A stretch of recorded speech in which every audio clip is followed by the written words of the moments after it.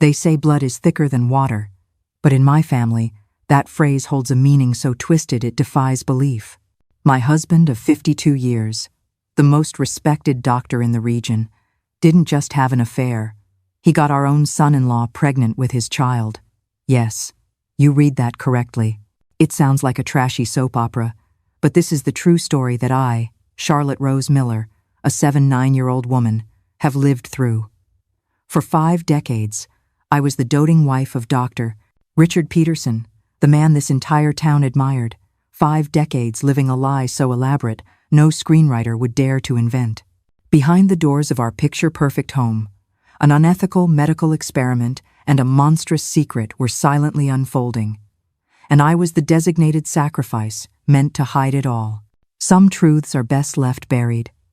Mine, however, has been clawing its way out for months, and now, sitting on this porch, I must let it breathe.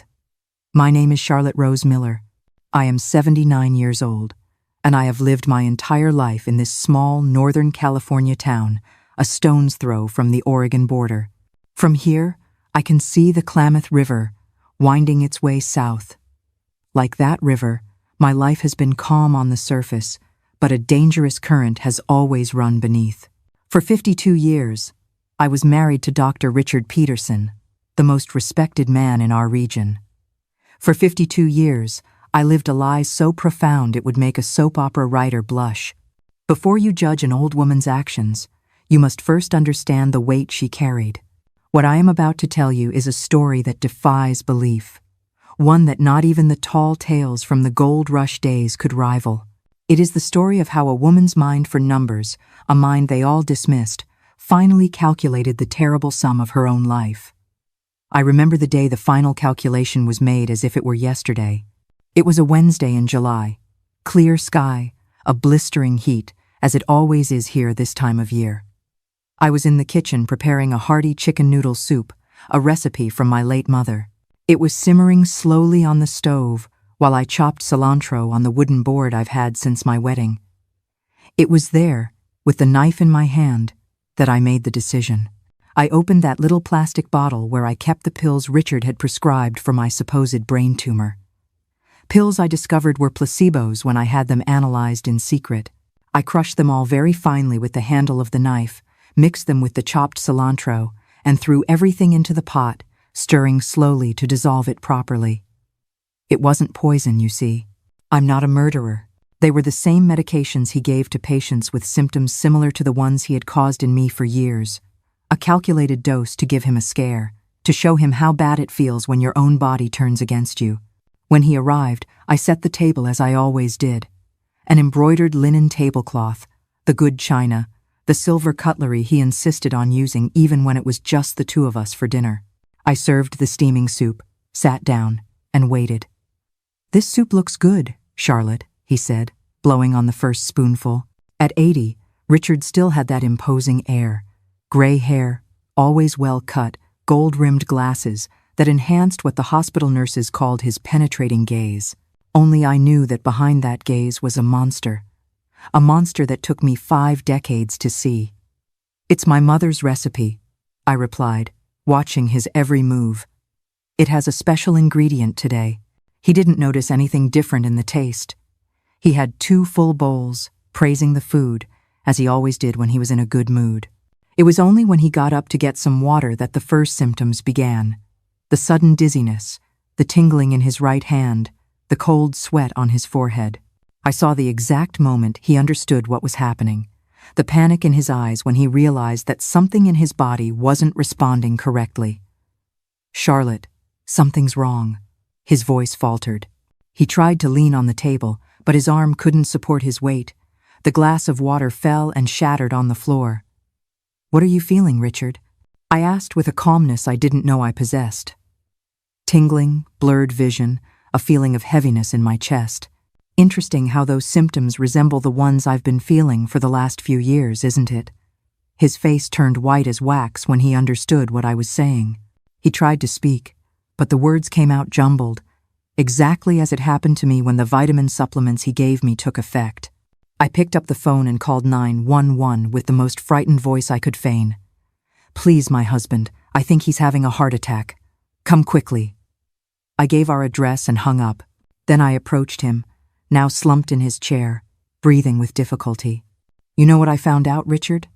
I found out I don't have a tumor, that the pills you gave me were placebos, that the scans you showed me were forged. I leaned closer, almost whispering in his ear, and I found out about you and Ethan, about your experiments, about the pregnancy. His eyes widened in a way I'll never forget. Pure terror. It wasn't just the fear of dying. It was the dread of being discovered, of having his unethical experiments exposed, of losing the reputation he had built at the cost of so much suffering. The ambulance arrived in less than 15 minutes. The paramedics rushed in, equipment in hand, technical questions. Does he have a history of heart problems? Is he on any medication? When did the symptoms start? I answered everything like the concerned wife they expected me to be. I helped put him on the stretcher. One of the young men even squeezed my shoulder, trying to comfort me. Are you going to accompany him to the hospital, ma'am? I can't right now, I replied, showing my trembling hands. A tremor that wasn't faked. It was pure adrenaline. I'm going to take my medicine and ask my daughter to take me. I need to calm down first. When the ambulance left, I stood there on the porch, just like where I'm sitting now talking to you. The empty pill bottle still in my hand, my heart beating so hard it felt like it would burst out of my mouth. It wasn't joy, nor regret. It was a strange sense of justice, of finally having some control after so long of being controlled. The silence that followed was heavier than any sound I had ever heard. The flashing red lights disappeared around the corner, leaving only the quiet hum of the refrigerator and the frantic beating of my own heart. For 52 years, this house had been his stage. Now, the lead actor was gone, and the theater was mine. I looked at my hands, the hands that had balanced ledgers, kneaded dough, and raised a daughter. Tonight, they had balanced the scales of my own life. I went inside and went straight to the phone, not to call my daughter, but Patricia, the nurse who had helped me uncover the whole truth. It's done. That's all I said. She understood. It was the signal to put the second part of the plan into action. Send all the evidence we had gathered to the Medical Board of California, the FBI, and a few trusted journalists. Evidence that would expose not only what Richard had done to me, but the illegal experiments he had been conducting on vulnerable patients for decades. Looking now at the photos on the living room wall, it's hard to believe we lived a lie for so long. There we are at our wedding. Me, 18 years old, a simple dress, eyes full of hope. He, 30, already a doctor, with that confident smile of someone who had the world in his hands. In another photo, our daughter Sophia, on her law school graduation day, proud to be the first in the family with a university degree, not knowing that her father was already involved with the man she would meet by chance years later and marry. The most recent photographs, to hurt more to look at. Sophia's twins, Liam and Ava, at their 10th birthday party. Richard with his arm around Ethan, my son-in-law, at a family barbecue, the two of them smiling like accomplices, while the secret was literally growing inside Ethan. How did I not see the looks? How did I not notice the coincidental absences? How did I not suspect when Richard insisted so much that Sophia meet the son of a medical colleague who had just returned from an exchange program abroad? The truth is, you don't see what you're not prepared to see, even when it's right under your nose. And I, who was always good with numbers, who had a photographic memory for figures, who could calculate the weight of a train car just by looking at it, couldn't put two and two together when it came to my own family. It was only when I started to get really sick, when the vitamin supplements Richard prepared for me started to make me weaker and weaker, that things started to not make sense. The diagnosis of a brain tumor came as a shock. Inoperable, he said. We'll try to control it with medication, but prepare for the worst, Charlotte. And how could I not trust him? He was my husband of 5 decades. He was a respected doctor. He was the man everyone in our town admired. When I felt better, I went to the public library on the other side of town, a place where teenagers go to play video games. The librarian, a young man who recognized me from town, didn't ask questions when I asked to use a computer to look up some recipes online. What did I see on that flash drive? My God, It wasn't just conversations between Richard and Ethan. It was video conferences where they openly discussed the experiment, where they showed test results, where they planned the next steps of that whole madness. There were detailed medical files about Ethan's condition, a very rare case of intersex, where he was born with ambiguous sexual characteristics but was raised as a man.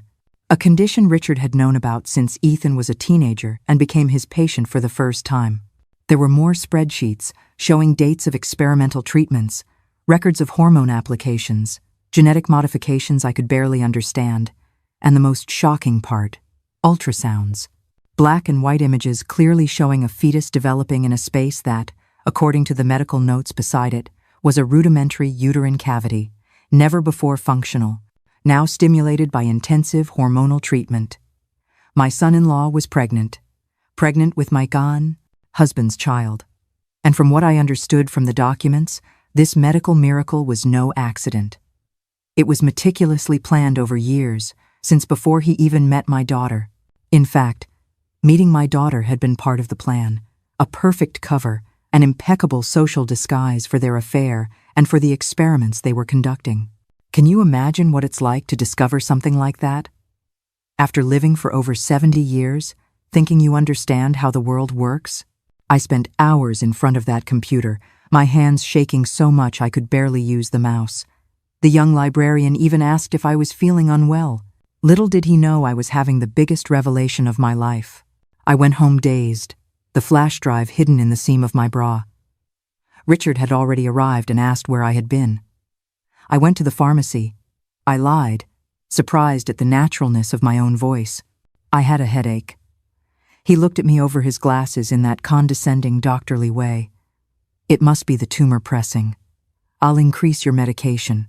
It was in that moment that something snapped inside me, as if a final thread of trust had broken. I looked at him, and, for the first time in 5 decades, I saw not my husband, but a stranger. A man who would be capable of slowly poisoning me to hide his secrets. A doctor who would use his own knowledge, not to heal, but to manipulate. A father who would use his own daughter as a pawn in a sick game of unauthorized medical experimentation. That night, I didn't sleep. I planned. I needed more evidence, allies, a plan. Because it wasn't just about me. It was about Sophia, about the twins, about the baby that was growing where it biologically shouldn't be possible to grow. It was about all the other possible victims of Richard's experiments that I didn't even know about yet. The next morning, I began my silent investigation. First, the medications. I separated samples of each pill, of each supplement he gave me. I kept everything in envelopes marked with dates. Then, the documents. While he was at the hospital, I rummaged through every drawer, every folder, every possible hiding place in his office. That's when I found the false bottom in his desk drawer, a secret compartment where he kept a detailed diary of his progress with Ethan. The diary revealed even more disturbing things. That Richard had met Ethan when he was only 15, brought in by his mother for a consultation about his different development. That he had personally followed the case, gaining the family's trust. That when Ethan turned 18, he began to treat him in an increasingly intimate and less professional manner. And that when he realized the unique potential of Ethan's body, he began to plan how to use it for what he called the greatest medical breakthrough of the century, gestation in a male body. The most frightening parts were the clinical, detached mentions of me and Sophia. Entries like, Subject C remains unaware of the protocol, or adjusted dosage in C's supplement with trace elements. As PB, to enhance neurological symptoms consistent with glial proliferation. And about my daughter. Integration of E into the family unit via S provides an ideal, low-scrutiny observation environment. Another note read, the narrative of their chance meeting at the university function holds. S remains a fully compliant and unsuspecting variable. That's when I understood that I had to do something. Not just for me, not just for my family, but for everyone who could fall into the clutches of that man who used the Hippocratic Oath as a disguise for a sick ambition. The pill bottle in my hand was already empty when the ambulance disappeared around the corner. Richard would survive. I had calculated the dose to ensure that, but the symptoms would be strong enough to keep him hospitalized for days. Enough time for me to put the rest of the plan into action. I went inside, determined. I picked up the phone and dialed the number I had memorized. Because a woman my age still knows how to do math in her head and memorize phone numbers, we don't need these modern digital address books. The voice on the other end answered on the second ring. "Patricia, it's Charlotte. It's time. He's gone to the hospital. Send all those documents to the places we agreed on, and tell the guy from the newspaper I have more to show him." I hung up and stared at the phone in my hand. I had just ended 52 years of marriage. I had just exposed the most respected doctor in our town as a criminal. I had just dropped a bomb that would blow up the lives of my daughter, my grandchildren, the impossible baby growing in my son-in-law's body. But you know what I felt? Relief, as if a huge weight had been lifted from my shoulders. Because the truth, no matter how painful, is always lighter to carry than a lie. The phone rang less than a minute later. It was the hospital. The young voice of the doctor on duty was hesitant. "Mrs. Peterson, your husband was admitted with severe neurological symptoms. We're running tests, but he's asking for you. Do you think you could come down here?" "Of course, doctor," I replied, surprising myself with the firmness in my voice. "I just need to take care of a few things here, and I'll be on my way. Tell my husband he'll soon have all the answers he needs." I hung up and went to the bedroom. I opened the closet and pushed the hangers aside until I found that old shoebox hidden in the back. Inside was all the evidence I had gathered over the past few months. Copies of the documents from his office, the flash drive, samples of the supplements, recordings I had secretly made when he was on the phone with Ethan, and my own diary, where I had recorded every symptom, every lie, every piece of the puzzle I had finally assembled. I sat on the edge of the bed, the same bed we had shared for decades, and felt a tear run down my face. It wasn't sadness, it was anger. Anger for all the lost years, anger for my stolen health, anger for seeing my family used as guinea pigs in an experiment, but mostly, it was a tear of determination. Because Charlotte Rose Miller might be old, might only have a high school diploma, might just be a retired accounting technician from some bank, but this old woman had just turned the tables on one of the most powerful men in town. But to understand how a woman like me ended up here, you need to know the whole journey. My story didn't start with poisoned soup. It started in this very town, nearly 80 years ago. I was born in this small town, right here in this piece of Northern California, in 1946. Back then, it was just a quiet logging town. I grew up in a simple little house near the train station, one of those wooden ones with a dirt yard and a chicken coop in the back. My father, Walter, worked for the Union Pacific Railroad. He was a freight inspector, responsible for checking everything that came in and out on the trains. An overly honest man, he used to say that a wrong count is an open door to bad luck. My mother, Dorothy, was a seamstress with gifted hands. She made everything from wedding dresses to work clothes for the railroad workers. They both worked themselves to the bone to give a decent life to me and my older brother, Henry. God rest his soul. Since I was a little girl, I had a different way with numbers. While the other girls played with dolls, I would be in my father's makeshift office, helping him check the freight manifests. By age 8, I could do mental math better than many grown men. When I was about 10, I started going with my dad to the loading platforms. I'd look at the freight cars and, don't ask me how, I could calculate the almost exact weight just by looking. "That one's about 700 pounds heavier than what's on paper, Dad," I'd say. At first, he doubted me, but after checking it on the scale and seeing I was right, he started taking me whenever he could. "This girl has a mathematician's brain," he would say proudly to his colleagues. The men would laugh, amused by a skinny little girl in the middle of that world of cargo and wagons. But the laughter was short-lived when I corrected their calculations. There are 43 sacks, not 40, and by the volume, the weight is off by at least 100 pounds. They would check, find the hidden sacks, and walk away scratching their heads, not understanding how I did it. At school, it was the same thing. While my classmates struggled with fractions and arithmetic problems, I solved everything in the blink of an eye. The teacher, Mrs. Elizabeth, not the same Patricia who helped me later, Just a coincidence of names even called my parents to the school. I thought I was in trouble, that I had done something wrong. But no.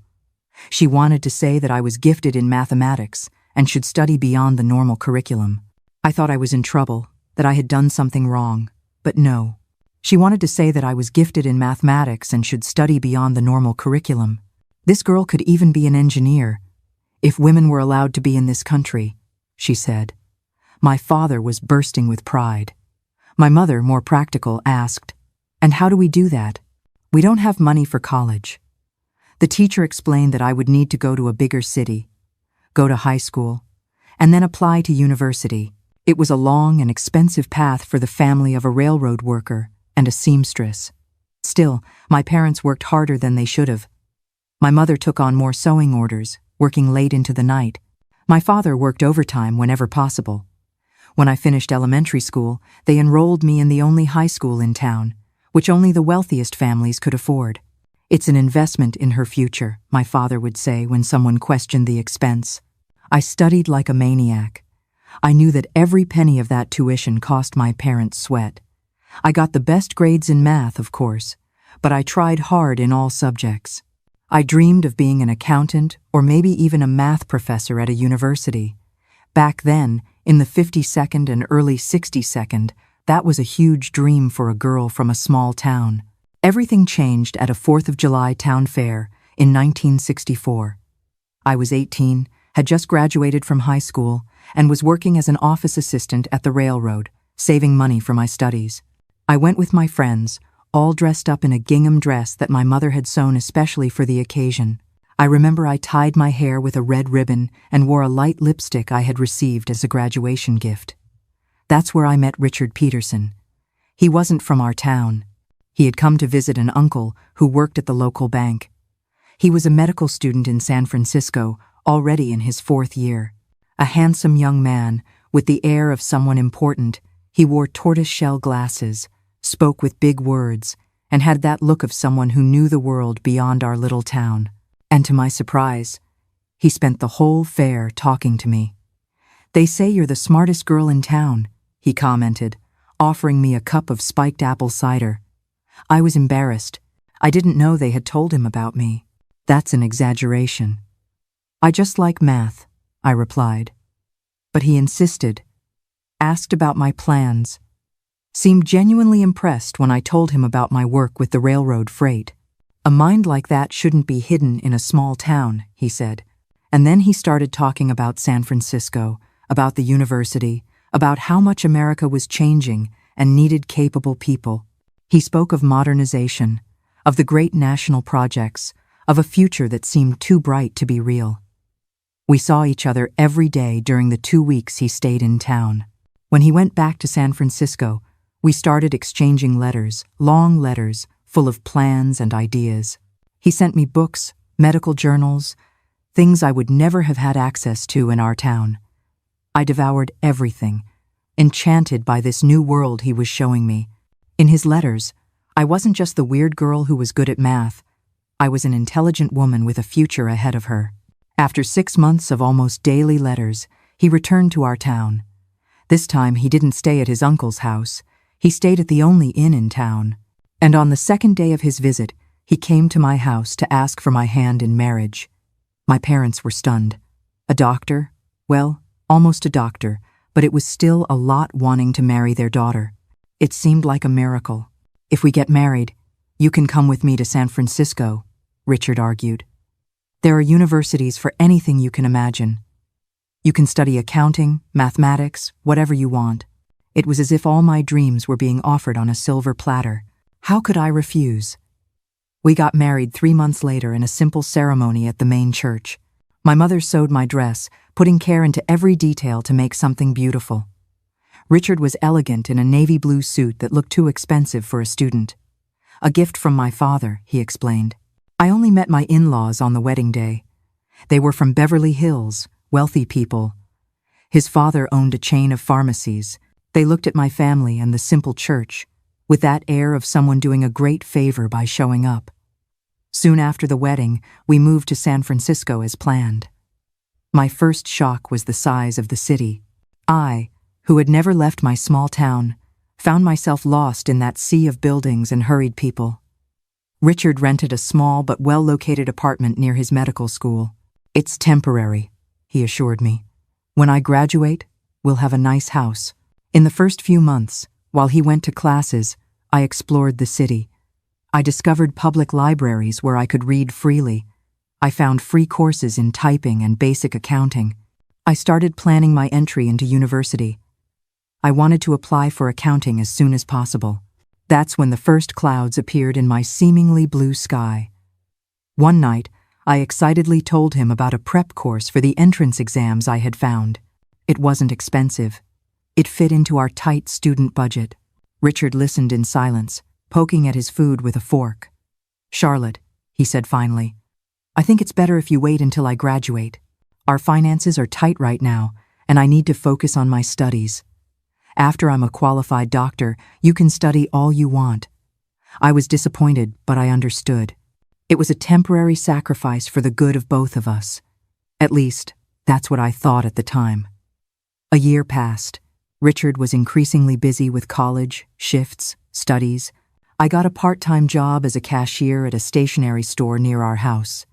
I earned little, but it was something. One day, excited, I told him I had saved some money and wanted to try the prep course again. His reaction took me by surprise. "You've been saving money without telling me?" His voice was calm, but it had a tone I had never heard before. "Charlotte, we agreed that I would handle our finances while I'm studying. Every penny counts." I ended up giving him my savings for him to manage better, as he suggested. When Richard graduated, instead of staying in San Francisco, as I had imagined, he received an offer to work in Redding, which was a growing city in Northern California. "It's a unique opportunity," he explained.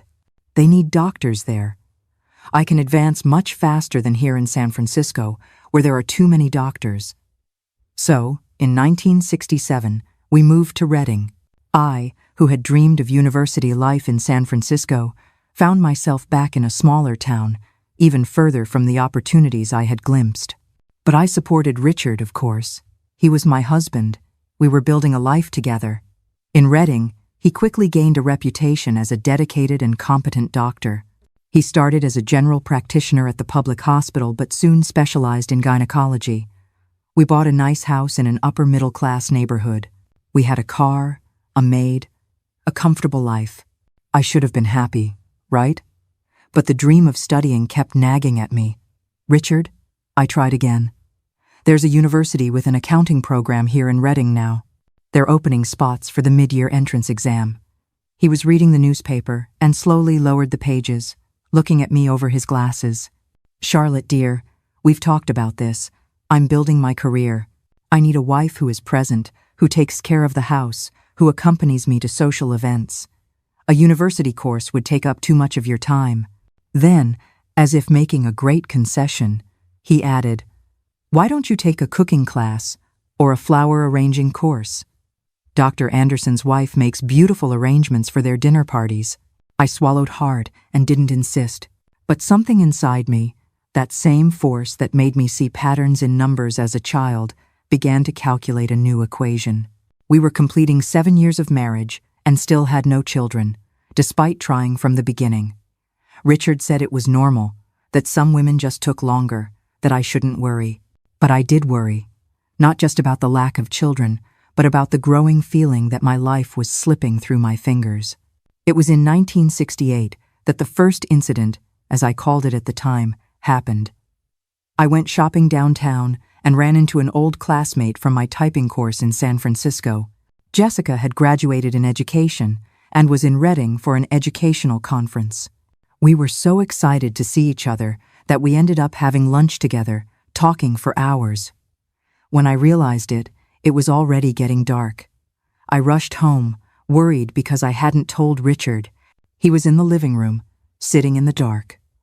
When I turned on the light, I was startled by his expression. "Where were you?" The voice came out low, controlled, but his eyes had something that sent a shiver down my spine. I explained about the chance meeting with Jessica, about lunch, about losing track of time talking. I showed him the shopping I had done as proof that I had really been downtown. He listened in silence, still with that strange look. "You know I had an important surgery today," he said finally. "I came home for lunch to review some details, and the house was empty. No note, no warning. I was worried, Charlotte. Very worried." The word worried was loaded with something that wasn't concern at all. "I'm sorry," I said, trying to calm the situation. "It won't happen again." "Of course it won't," he replied, getting up. "Because from now on, whenever you go out, you will call me at the hospital to let me know where you are and with whom." It wasn't a request. It was an order. From that day on, my outings became monitored events. At first, I thought it was really concern. Then I started to notice the pattern. Questions about who I had talked to, what I had worn, how much I had spent. The money became increasingly controlled, every penny needing justification. The casual calls during the day to check if I was really where I said I was. In 1973, after almost a decade of trying, I finally got pregnant. It was an immense joy, but also a surprise. Richard was radiant. I had never seen him so happy. He followed every detail of the pregnancy, insisted on being the doctor in charge himself, didn't trust anyone else. At the time, I thought it was a demonstration of love and care. Only much later did I understand it was another form of control. Sophia was born in February 1974, a beautiful, healthy girl. With her came a period of truce. Richard was so enchanted with his daughter that he relaxed his surveillance over me a little. I was too busy with motherhood to think about studies or a career.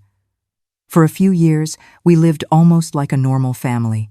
When Sophia was 4, Richard received an offer to head the gynecology department at the hospital in Chico, another important city in the state.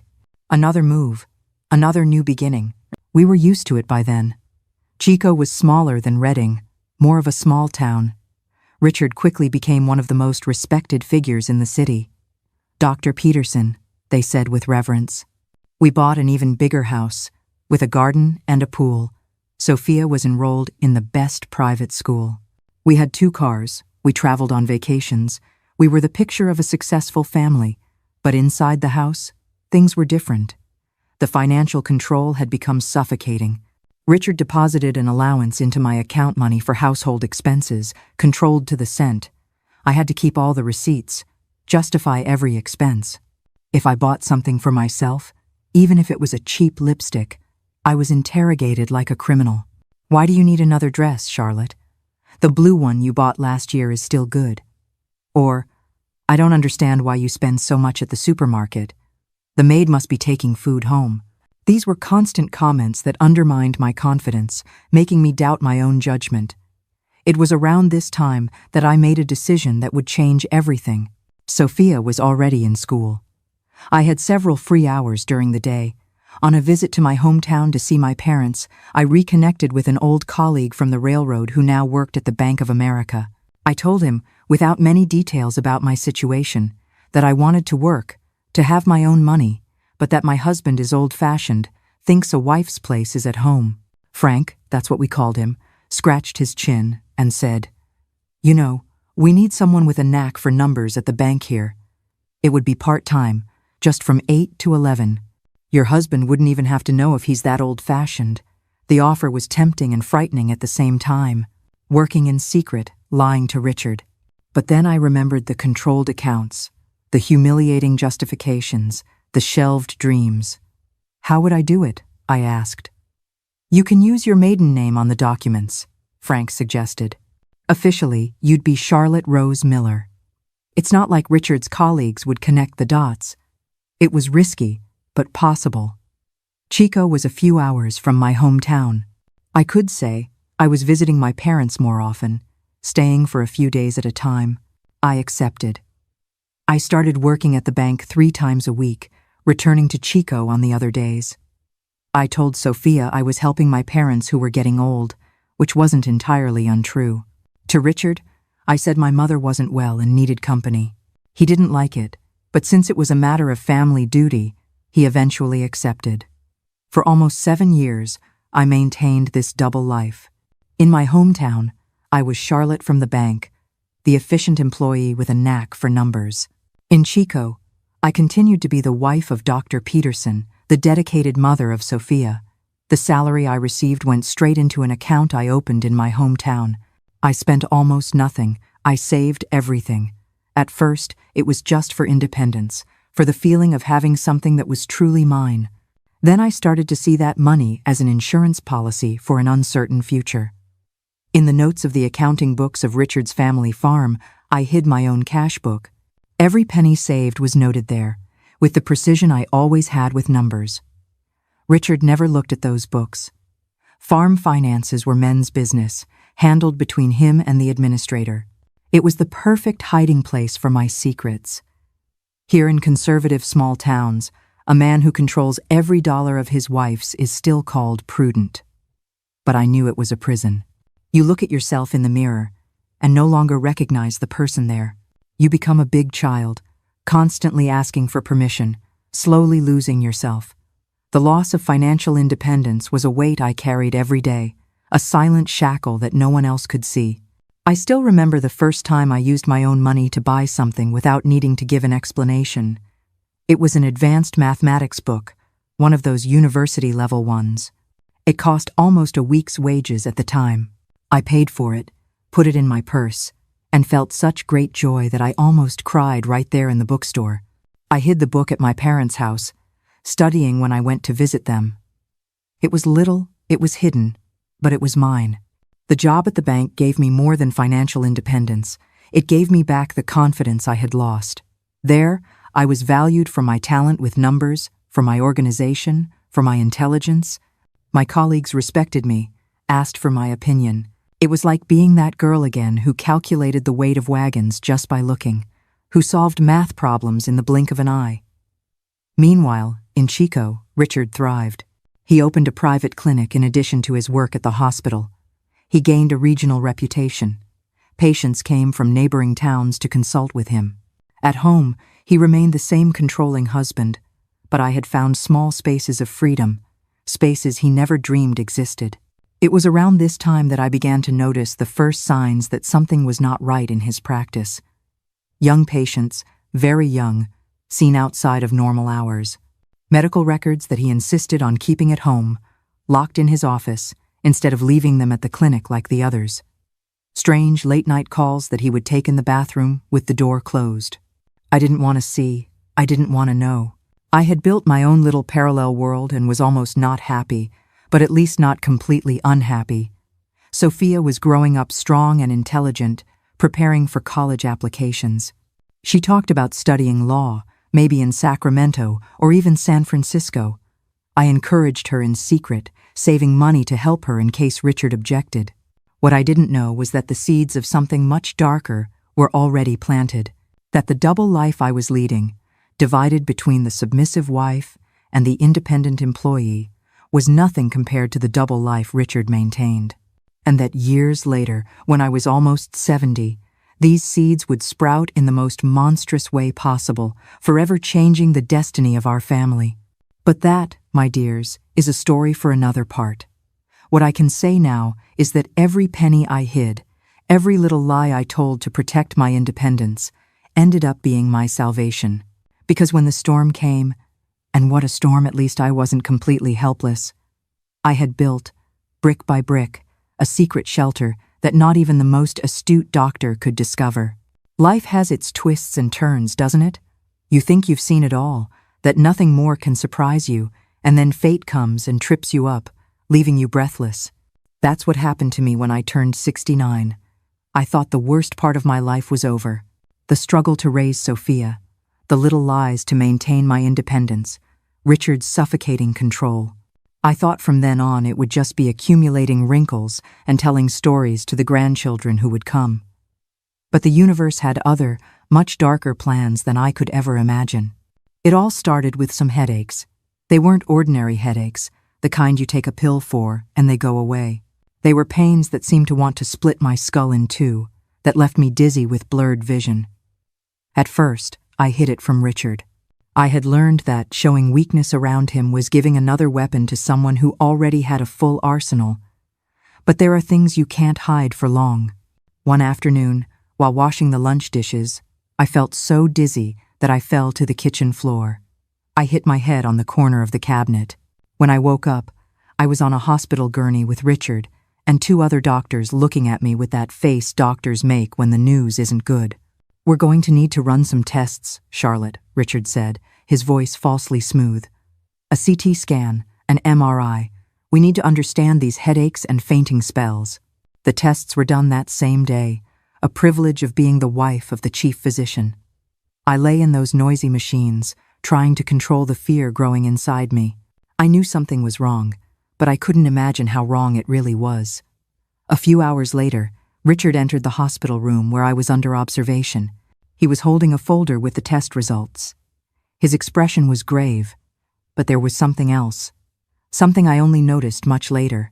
A kind of cold calculation in his eyes, as if he were solving a complex equation. "Charlotte, I'm not going to sugarcoat it," he said, sitting on the edge of the bed. "The scans show a mass in your brain, a tumor. Given its location and appearance, it's likely malignant." The world seemed to freeze in that instant. Brain tumor, malignant. The words echoed in my head like church bells on a funeral day. I remember asking, my voice barely a whisper, "Is there treatment?" Richard adjusted his glasses, a gesture he made when he was thinking clinically. "It's inoperable due to its location. We'll try to control it with chemotherapy and radiation. But I need to be honest with you, Charlotte. The prognosis is not good." I didn't cry right away.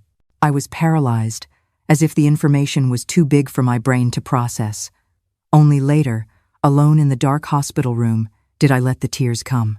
It wasn't just fear of death. It was fear of suffering, of losing my dignity, of being even more dependent on Richard in my final days. When I returned home 3 days later, everything had changed. Richard took full control of my treatment. He chose the doctors, all friends of his, defined the chemotherapy protocol, organized the schedule of exams. Suddenly, my house felt like an extension of the hospital, with medications lined up on the nightstand, a nurse who came to give injections, and Richard supervising everything like the chief physician he was. "You don't have to worry about a thing," he would say, adjusting my pillow. "I'll take care of everything."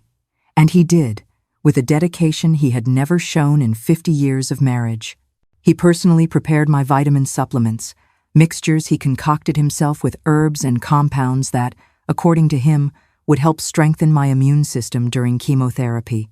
Sophia came from Sacramento as soon as she heard. She was 41 by then, a successful lawyer, married to Ethan for almost 15 years. They had those beautiful 10-year-old twins, Liam and Ava, who were my darlings. When she saw me in that state, thinner, without the hair I once had, with the dark circles of someone who doesn't sleep well, my daughter cried like a child. "Mom, I can take a leave from work. Stay here with you," she offered, holding my hands. Her hands were warm. Mine were always cold now. It was Richard who answered for me. "That's not necessary, dear. I have everything under control. The nurse is here all day, and I've rearranged my clinic schedule to take care of your mother." Sophia seemed relieved. Why wouldn't she be? She had her career, her children, her own life there in Sacramento, and she believed, like everyone else, that I couldn't be in better hands than those of my doctor husband. Ethan, my son-in-law, was strangely quiet during that visit. He avoided looking me in the eye, spoke little. At the time, I attributed it to the discomfort many people feel around the seriously ill.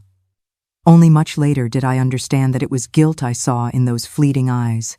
Chemotherapy was hell on earth. Have you ever heard that the treatment sometimes seems worse than the disease? It's true. The constant nausea, the weakness that barely let me get out of bed, the feeling that my body was being poisoned because it was. That's the irony of chemo. You poison the whole body in the hope of killing only the bad cells. It was during a particularly violent bout of vomiting that everything began to change. Richard was at the hospital, and the nurse had gone out to get more medication. I was alone, clinging to the toilet as if it were my only friend in the world, when the spasms finally subsided. Exhausted, I leaned my head against the cold bathroom wall. That's when I noticed something strange on the baseboard of the bathroom cabinet. A small bulge I had never noticed before. I reached out a trembling hand and touched it. To my surprise, a part of the baseboard gave way, revealing a small hidden compartment.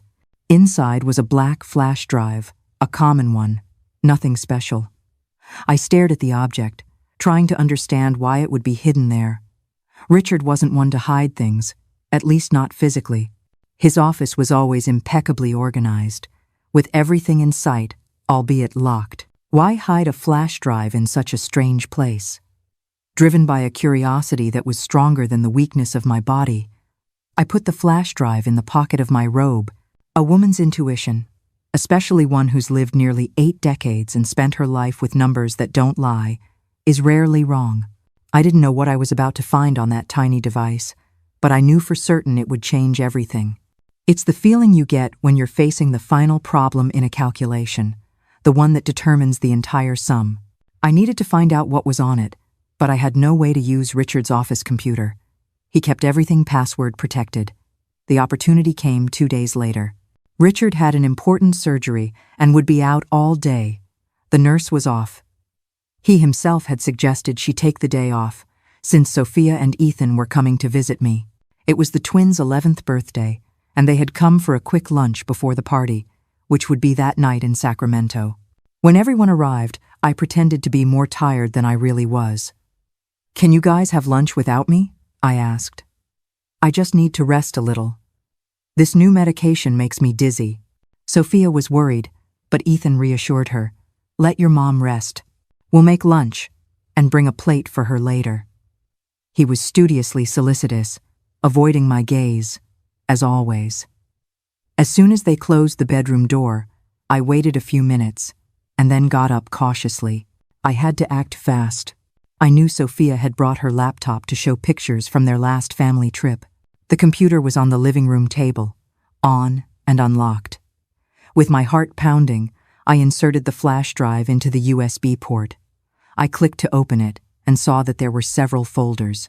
Some had clinical names I didn't understand, others had dates as titles. I clicked on the most recent one. What I saw there almost made me faint. And it wasn't because of the chemotherapy.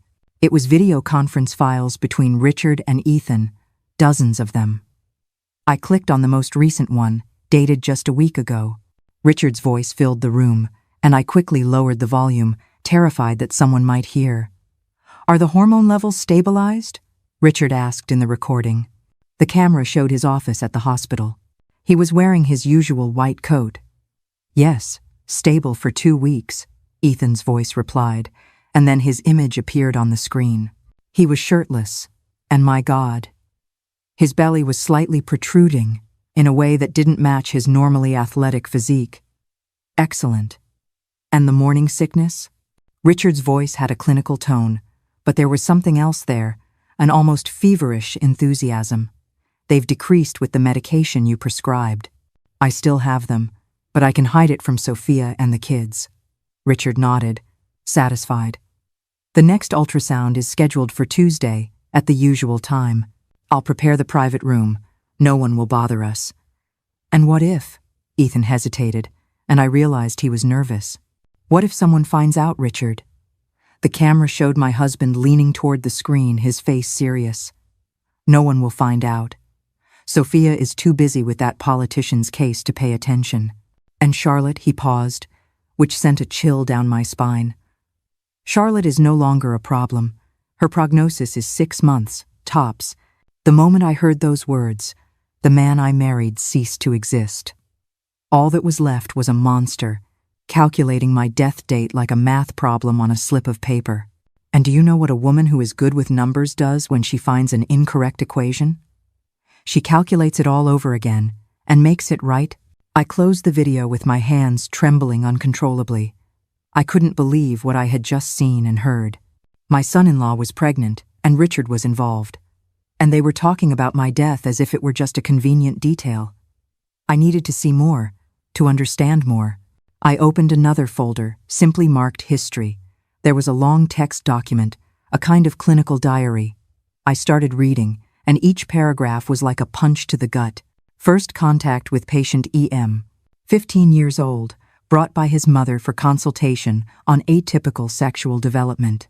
Initial diagnosis: intersexuality with a predominance of external male characteristics, but presence of rudimentary internal female reproductive organs, including an undeveloped uterus and atrophied ovaries.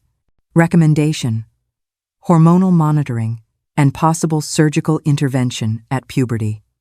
I continued reading, horrified. The document detailed how Richard had followed Ethan since adolescence, gaining his and his family's trust. How, when Ethan turned 18, Richard began to treat him in increasingly less professional and more personal ways. How they began a secret relationship, with Richard promising revolutionary treatments for Ethan's condition. And then the passage that made my world completely collapse. After years of undocumented research, I identified the unique potential of patient EM for an experimental procedure never before performed. Gestation in a biologically male body, utilizing the rudimentary uterus present since birth. The approach to my daughter, SP, offered the perfect social cover to keep EM close without raising suspicion. Their marriage, subtly encouraged by me, provided legitimacy for our ongoing research. My God. My husband had deliberately introduced Ethan to our daughter as part of a plan. He had orchestrated their relationship, their marriage, all to keep his what? Patient? Lover? Guinea pig? Close. I continued reading, more and more horrified. The document detailed how, after years of secret hormonal preparation, Richard and Ethan had finally achieved what they called a successful implantation, a pregnancy in Ethan's body, a pregnancy with Richard's biological child. There was more, much more. Experimental medical protocols, lists of unapproved drugs, names of other doctors involved in specific parts of the process, and the most disturbing part, mentions of previous unsuccessful trials with other subjects who had similar intersex variations. Ethan wasn't the first, just the first one that had worked. I heard footsteps in the hallway and quickly closed everything, removing the flash drive. I put it back in my robe pocket just in time for Sophia to open the bedroom door carrying a plate. "Mom, I brought you some food if you're hungry." I looked at my daughter who had been manipulated her whole life, who had married a man chosen by her own father for monstrous reasons, and I felt a lump in my throat. How could I tell her? How could I destroy her world with such a horrible truth? "Thank you, dear," I managed to say. "You can leave it there on the table. I'll eat in a little while." Sophia smiled, that sweet smile she's had since she was a child. "You need to eat to get strong. Dad said the new treatment could have good results, but you need to be strong to handle it." New treatment. That set off an alarm in my head. What new treatment was this that Richard had mentioned to Sophia but not to me? After they left, I went back to the laptop that Sophia had forgotten to take in her hurry to get to the twins' party on time. The flash drive was still with me, and now I had all night to investigate further. What I discovered in the following hours was even worse than I had imagined. There was an entire folder about me. Protocol CM was the title. I opened it, dreading what I would find. It was a detailed record of my supposed treatment, except it wasn't treatment at all. The documents clearly showed that Richard had falsified my test results. I didn't have a brain tumor. What I had were symptoms caused by chronic poisoning with heavy metals and other toxic substances administered to me gradually through the vitamin supplements he prepared himself. The headaches, the dizziness, the fainting spells, all deliberately caused by my own husband.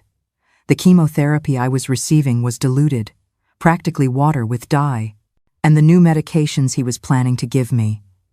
There were cold clinical notes about my expected deterioration, patient presenting mental confusion as planned, weight loss within expected parameters, prognosis maintained, complete organ failure in approximately 6 months. He was killing me, slowly, meticulously, and using my fabricated illness as the perfect distraction while he conducted his monstrous experiment with my son-in-law. I sat on the bed, the laptop still on my lap, trying to process it all. Why? Why would Richard do something so horrible? The answer was in the document itself. In a personal note he had added, "The successful conclusion of Project Genesis will secure my place in medical history. The first gestation in a biologically male body, even if intersex, will pave the way for revolutionary applications. International recognition is inevitable once the results are published. The elimination of CM is a necessary sacrifice to ensure the project's continuity without emotional or legal interference. A necessary sacrifice. After 52 years of marriage, that's all Charlotte was to him. This wasn't just betrayal. It was the moment a victim realized she had to become a predator to survive. Stick around to see how this quiet grandmother begins to calculate her revenge. Necessary sacrifice. That's what I was to the man with whom I had shared my life for more than 5 decades. A necessary sacrifice for his unbridled ambition. That night, I didn't sleep. How could I? My mind was reeling with everything I had discovered. I needed a plan. I needed proof I could take out of that house. I needed help. Help came from where I least expected it. Patricia, the nurse who took care of me 3 times a week, had her own suspicions about Richard. One morning, when he left for the hospital, I gathered my courage and showed her some of the discoveries I had made.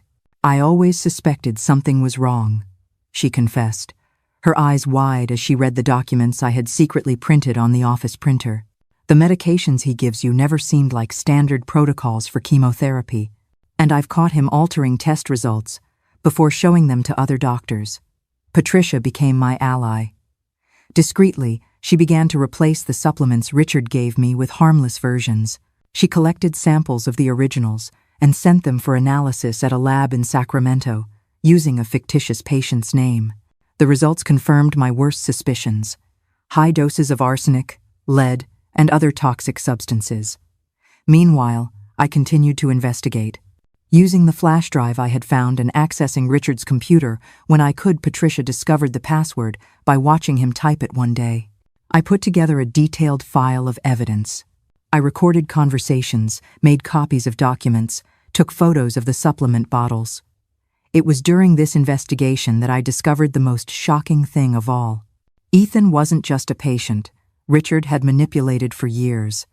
The two had been having an affair since Ethan was 19, long before he met Sophia. My husband had literally placed his lover in our daughter's life, making him marry her to create a respectable facade for his experiments. In one particularly disturbing video, recorded in the hospital's private ultrasound room, I saw Richard passing the transducer over Ethan's belly, who was lying on the examination table. The image on the screen clearly showed a fetus of about 5 months. "Our son is developing perfectly," Richard was saying, his voice thick with an emotion he never showed at the birth of our own daughter. "The rudimentary uterus has been completely remodeled by the hormonal treatments. It's a miracle of modern medicine, a miracle we created together." Ethan was smiling, but he looked nervous. "And when he's born, how are we going to explain it?" "I've thought of everything," Richard replied, confident as ever. "We'll say it was an international adoption. Sophia will barely have time to question it with her client's election campaign in full swing. And when the time is right, we'll reveal the truth to the scientific world. We'll be celebrated, Ethan. We will change the history of medicine forever." Watching that was like a slap in the face. It wasn't just the physical betrayal. It was the complete manipulation of our daughter's life, our grandchildren's, my own health, all in the name of Richard's unbridled ambition and his sick experiment. I continued gathering evidence, now with Patricia's help. She managed to get access to more hospital documents, confirming that Richard had reserved an entire wing for what he called special research in reality, preparations for Ethan's secret delivery, which would happen in a few months. I also discovered that this wasn't the first time Richard had experimented on vulnerable patients. There were coded records of at least 3 other attempts to induce pregnancy in intersex individuals, all unsuccessful. One of the subjects had died during the procedure, and the case was covered up as complications from a routine surgery. The perversity seemed endless. The more I discovered, the more horrified I became. How could a man who swore to save lives use his knowledge for something so unethical? How could my daughter's father manipulate her in such a cruel way? How could my husband of so many decades slowly, coldly poison me, planning my death? One day, while rummaging through his computer files, I found something even more disturbing: plans for after the baby's birth. Richard intended to use stem cells from the placenta and umbilical cord for new experiments. There were mentions of possible applications in other selected subjects, and a list of patients with various conditions, all vulnerable, all dependent on Richard in some way. It was then that I decided I had to act. I couldn't let this horror continue. I couldn't die knowing what I knew and do nothing. I couldn't leave my daughter to discover the truth alone after I was gone. Slowly, as the fake supplements Patricia gave me replaced Richard's poisons, I began to regain my strength. My hair, which had fallen out due to the supposed chemotherapy actually due to the poisoning, began to grow back. The headaches subsided. My mental clarity returned. Richard noticed the change and became visibly worried. The symptoms should have been getting worse, not better. I heard him mutter to himself one day while examining my chart. The next day, the dose of the supplements increased, but Patricia had already replaced them all. I continued to take them obediently, faking side effects I no longer felt. Meanwhile, I continued to collect evidence and develop my plan. I used the money I had secretly saved for years to hire a lawyer in Sacramento, without telling him the whole truth, only that I suspected medical malpractice. He helped me prepare documents, organize the evidence in a way that would be legally valid. I also made contact with an investigative journalist from a major San Francisco newspaper. Again, without revealing everything, just hinting that I had evidence of unethical experiments involving a renowned doctor from a small town. I set up a security system. If anything happened to me, the evidence would be automatically sent to the authorities, the press, the medical board. Everything was almost ready when, on a rainy afternoon, Ethan showed up at the house alone. It was unusual. He never came without Sophia or the twins. Richard was at the hospital, and Patricia had the day off. "Mrs. Miller," he said, looking nervous, "I need to talk to you. Alone." We sat in the living room. The sound of the heavy rain against the windows created a curtain of sound that prevented us from being overheard. Ethan looked sick. He was pale, sweating, and instinctively kept his hand on his belly, which now showed a bulge that was hard to hide. "I can't take it anymore," he said finally, his voice almost a whisper. This is all wrong. I know it is. At first it seemed special, you know? To be chosen for something revolutionary. Richard convinced me it was historic, that I would be remembered forever. But now, I remained silent, letting him continue. I needed to know how far his awareness of the horror he was involved in went.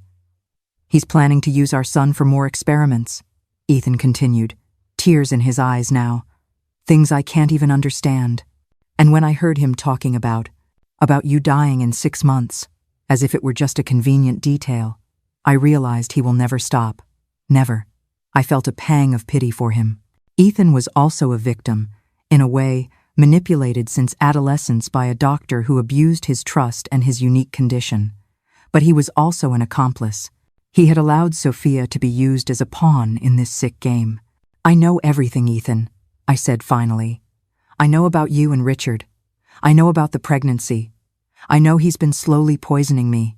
I know you married my daughter as part of his plan." His eyes widened in shock. "How? It doesn't matter how. What matters is what we're going to do now." We talked for hours. Ethan told me details I didn't yet know. How Richard had manipulated his medical records since adolescence, how he had used the vulnerability of a young man confused about his own identity, how he had gradually transformed a doctor-patient relationship into something much more sinister. "I loved him," Ethan confessed, looking ashamed. "Or I thought I did. He was the only one who understood me, who didn't treat me like a freak. When he suggested I meet Sophia, he said it was to give me a normal life, a social facade.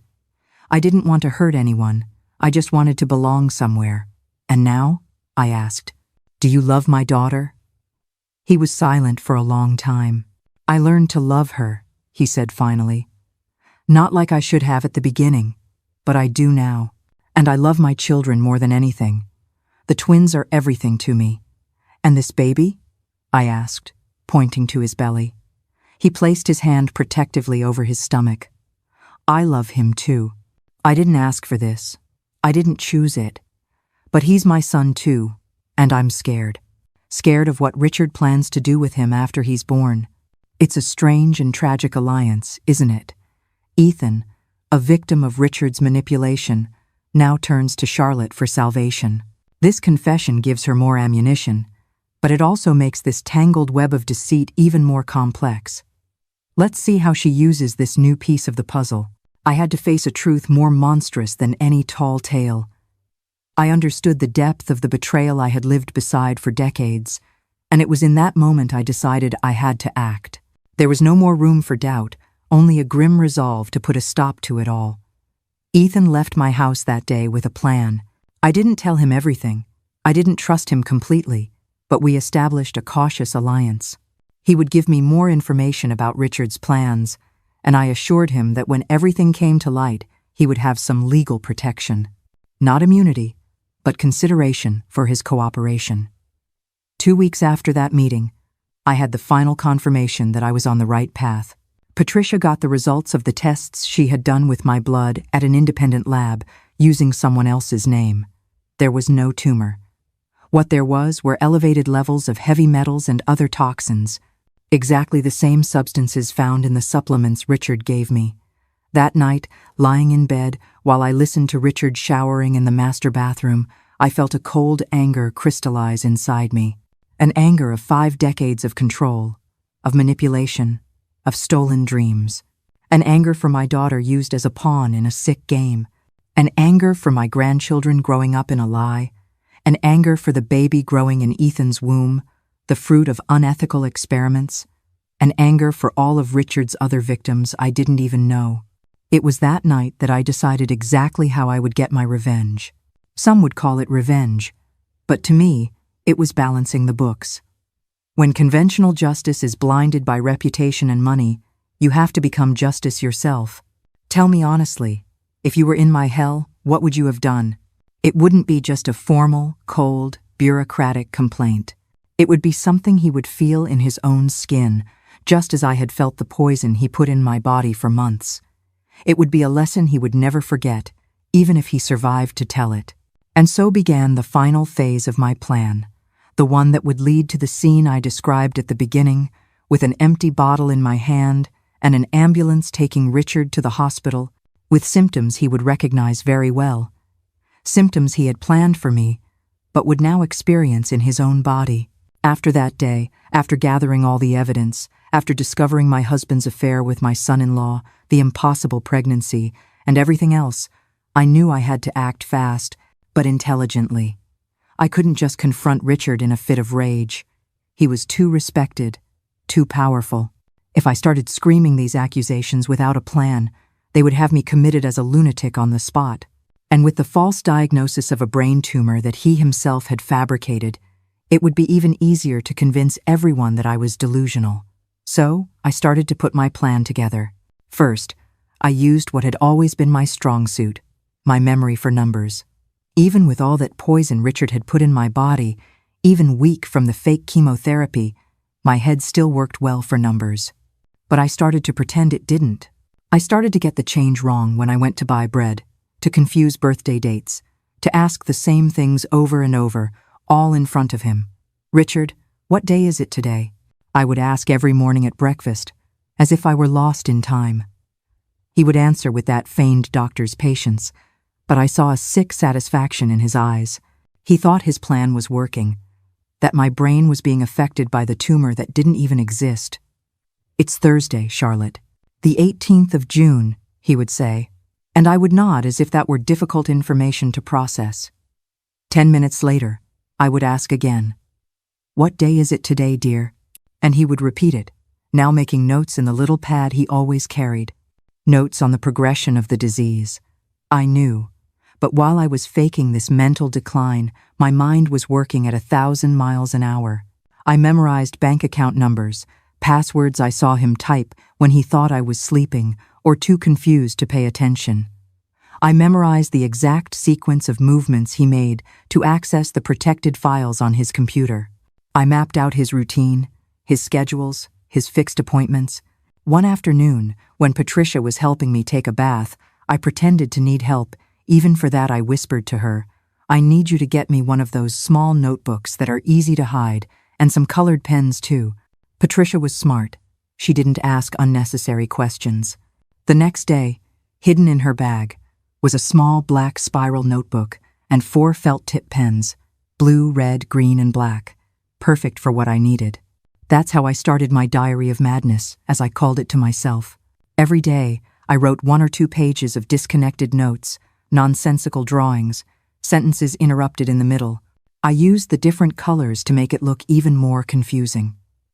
I wrote about people who didn't exist, meetings that never happened, invented memories mixed with real ones. It was meticulous, detailed work that required concentration, exactly the opposite of what someone with a brain tumor could do. Today I saw the man in the red hat again.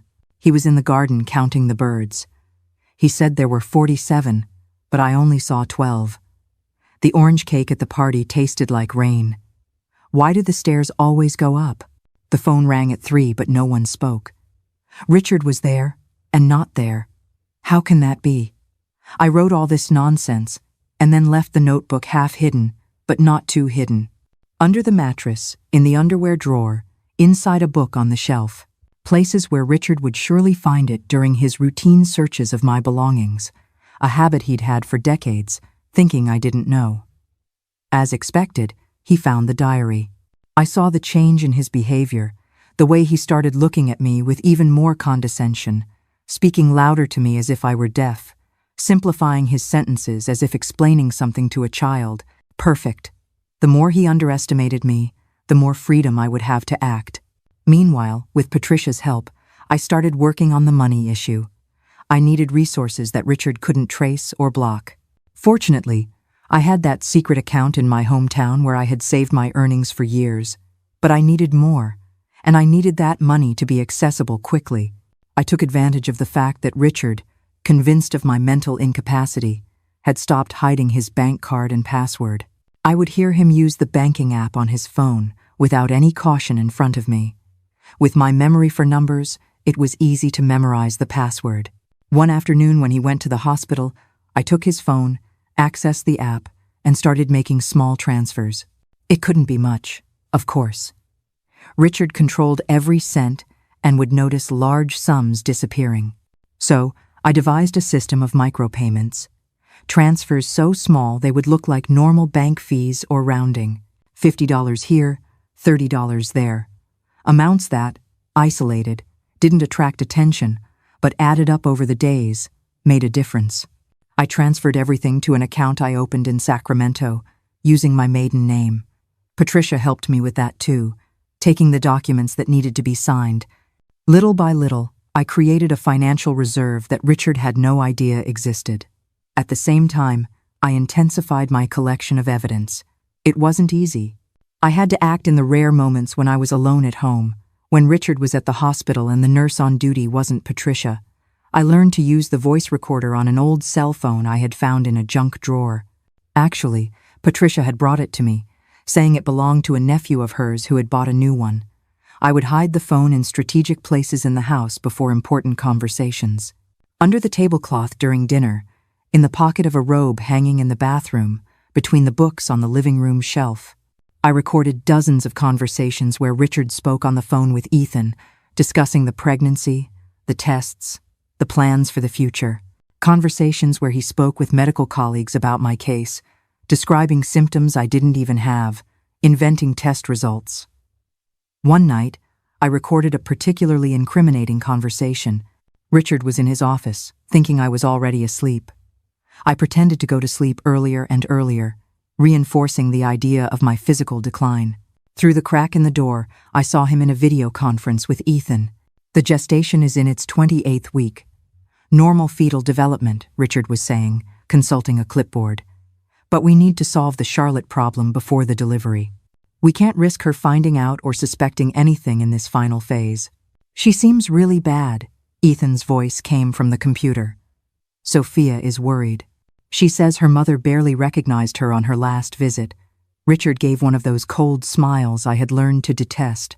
The tumor is progressing as expected. In fact, I've already increased the arsenic dose in the supplements. She shouldn't last more than the next 8 weeks. Enough time for us to complete the preparations for the birth and resolve the issue of the baby's documentation. And what if? What if she doesn't die in time? Ethan's voice sounded nervous. Then we'll speed up the process, Richard replied dryly. An accidental overdose of morphine for the pain, perhaps. No one would question it, given the advanced stage of the disease. They were literally planning to kill me. I recorded everything. And not only did I record it, but I made 3 copies of that file. One on the hidden cell phone, another on a flash drive I kept sewn into the lining of a cushion, and the third I sent to an email I created especially for this, which only Patricia had access to. Patricia, by the way, became my main ally. At first, she only suspected that something wasn't right with my treatment. It was after I showed her the documents and recordings that she understood the dimension of the horror that was happening right under her nose. "This is monstrous, Mrs. Miller," she said, her voice trembling after hearing the recording where Richard planned my death. The doctor. I always thought his way of treating some patients was strange, always so secretive with certain files, but this is diabolical. Patricia started collecting evidence on her own as well. As a nurse, she had access to areas of the hospital I could never enter. She got copies of files from other patients who had been used in similar experiments, most of them vulnerable young people, with intersex variations like Ethan, many of them without family or from humble backgrounds, people who wouldn't ask questions or wouldn't have a way to seek help if something went wrong. It was also Patricia, who started swapping my supplements for harmless versions she prepared herself. She would take out the poisoned pills Richard gave me and replace them with common vitamins that looked identical. The liquids were more difficult, but she found a way, swapping the bottles when Richard wasn't home. "You'll start to feel better soon," she assured me. "These poisons leave the body slowly, but we have to keep pretending you're getting worse, otherwise he'll get suspicious." And so we did. As my body got rid of the toxins, I regained my strength, but I continued the performance of decline. I started using makeup to look paler, fake dark circles that Patricia taught me how to make, a wig that simulated the hair loss from chemotherapy. Richard observed my deterioration with that same clinical satisfaction, making notes, adjusting the treatments. Meanwhile, Patricia and I developed the second part of the plan, the gradual replacement of his medications. Richard had been taking medication for high blood pressure for years, a little white pill religiously every day with his breakfast. That's where we started. Patricia got identical-looking pills, but with substances that would cause effects similar to what I had experienced: mild mental confusion, occasional dizziness, nausea. Nothing lethal or permanent, of course. We weren't murderers. We just wanted him to feel a little of what he had put me through. The replacement was gradual. First, we swapped only 1 pill a week, then 2, then 3. Richard began to show subtle symptoms. He would forget where he put his keys. He felt occasional vertigo. He would wake up sweating in the middle of the night. Nothing that seriously alarmed him yet. Nothing that would make him suspect he was being manipulated, just as he had done to me. Meanwhile, Ethan started showing up at the house more frequently, always with excuses about checking on his mother-in-law. In reality, he was updating me on the progress of the pregnancy and Richard's plans. His belly was already hard to hide. He wore loose clothes. He told everyone he had gained weight due to stress at work. Sophia believed him, of course. Why wouldn't she? What wife would suspect her husband was pregnant with her own father's child? "Richard has reserved an entire wing at the hospital for the birth," Ethan told me on one of these visits. "It's going to be in 5 weeks. He already has a medical team selected, people he trusts. They all signed non-disclosure agreements." "And after?" I asked. "What does he plan to do with the baby?" Ethan swallowed hard. "He wants to use him for more experiments. Something about unique genetic characteristics." I don't agree, Mrs. Miller. He's my son too. I don't want him to be used as a walking laboratory. That's when I decided I had to speed up the plan. I didn't have 5 more weeks. I couldn't wait for the official justice system, slow and full of loopholes, to act in time to prevent the birth of that child under such horrific circumstances. I needed to neutralize Richard before that, and the best way would be to use against him exactly what he had used against me: medical trust, scientific authority, the manipulation of symptoms. In the following days, We increased the dose of his adulterated medications. We also added substances to the foods that only he consumed. The red wine he drank every night, the special coffee he only drank in the morning. Patricia, with her nursing knowledge, calculated the doses with precision, enough to cause alarming symptoms, but not to cause permanent damage.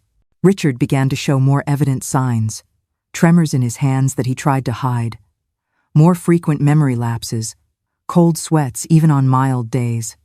I watched him trying to maintain his composure, pretending nothing was wrong, exactly as I had done for months while he poisoned me. The irony was perfect. The doctor who had manipulated so many diagnoses now couldn't understand what was happening to his own body. He ran tests in secret. I found the results hidden in his office. All normal, of course.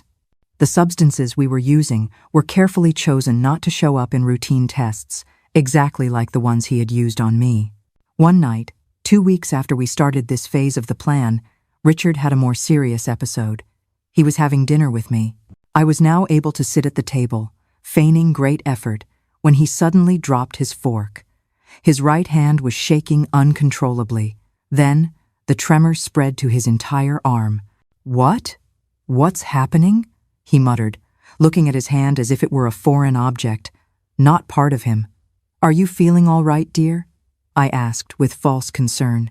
"Do you want me to call someone?" "No," he replied sharply. "It's just fatigue. I'm working too much." But I saw the fear in his eyes, the same fear I had felt when I started having unexplainable symptoms. The difference was that I really didn't know what was happening. He knew perfectly well what he had done to me, and was now facing the possibility of developing a genuine neurological condition. Another week passed. His symptoms worsened as planned. He now had difficulty concentrating, forgot words in the middle of sentences, suffered from excruciating headaches that no painkiller seemed to relieve, exactly like me. Finally, the day I had planned for the final confrontation arrived. It was a Friday. Richard had no surgery scheduled for the weekend, which would give us enough time. Ethan was warned to be on standby in case we needed more information or evidence. Patricia had organized all the documents we had collected into carefully labeled folders. I prepared a special dinner. A hearty clam chowder, my mother's specialty, which Richard always liked. While I was cooking, I added the last dose of the adulterated medications, a combination Patricia had prepared to provoke acute but temporary symptoms, something that would scare him enough to seek medical help, but not enough to cause permanent damage. "That smells good," Richard commented as he entered the kitchen. He looked tired, worn out, with deep dark circles, yellowish skin, and the tremor in his hands that he tried to hide by sticking them in his pockets. "I didn't know you still had the strength to cook." "I'm having a good day," I replied with a sweet smile. "I thought you deserved a special meal after all the care you've been taking of me." He seemed surprised, but pleased, probably thinking I was delirious because of the supposed tumor, having one of those temporary moments of lucidity before the end. I served the chowder in ceramic bowls. The steam rose, carrying the aroma of clams, herbs, and the special ingredients I had added. Richard ate with gusto, praising the food between spoonfuls. "You know, Richard," I began, keeping my voice calm, "I've been thinking a lot about this whole situation, about my illness, about the treatment." "Don't worry about that, Charlotte," he replied condescendingly, as always. "Let me take care of everything. You just need to rest." "Yes, you've always taken care of everything, haven't you? Always controlled everything." I took a sip of water, watching him over the rim of the glass. "Like you've been controlling Ethan, too." The name had the desired effect. Richard froze with the spoon halfway to his mouth. For a second, just a brief second, I saw panic in his eyes before the mask of control returned. "What do you mean?" he asked, trying to sound casual. "I mean the pregnancy, Richard. Ethan's pregnancy with your child." The spoon fell into the bowl, splashing chowder on the white tablecloth. Richard was now looking at me with a mixture of shock and something else. Calculation. I could almost see the gears turning behind those eyes, trying to understand how I knew, what else I might know, how to manage this unexpected crisis. "Charlotte, you're confused. It's the tumor affecting your perception. Ethan is a man, our daughter's husband. Men don't get pregnant. Most don't, I agreed calmly. But Ethan is not like most, is he? He has an intersex condition that you've been following since he was 15.